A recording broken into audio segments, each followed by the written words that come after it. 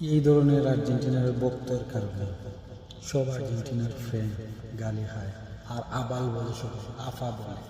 ভিডিওটা দেখেন। ইতিহাসে যে ফেরাউনের পতন হয়েছিল মুসার হাতে, সেই মুসা মেসি হয়ে ফেরত এসেছে। যারা পর্তুগাল, যারা ব্রাজিল, যারা জার্মানির সাপোর্টার, যারা মিশরের সাপোর্টার, তত বড় আবাল চোদ্দা মুসা নবীর সাথে মেসিকে মিলাইতে আছে।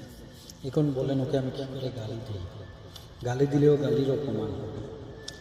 এত বড় একটা হিংস্র জানোয়ার মুসা নবীর সাথে মেসিকে মিলাইতে আছে, আর মুসলমানের সাথে ইহুদিকে মিলাইতে আছে। এর কি মা বাপ নাই নাকি ও জালুস সন্তান? ওকে বয়কট করা, বাংলাদেশের মধ্যে যে যেখানে পাবে জুতা পিটা করে চালা। সাপোর্ট করো, সাপোর্ট করো, আর্জেন্টিনা সাপোর্ট করো, ব্রাজিল সাপোর্ট করো, কোনো সমস্যা নেই। কিন্তু এইভাবে নিজের ধর্মকে এত নিচু করবে, আমি যদি ওরে পাইতাম তাহলে আমার পায়ের জুতা খুলে মারতাম, আমার জুতারও অপমান হবে, ওরে জুতা খুলে মারতাম।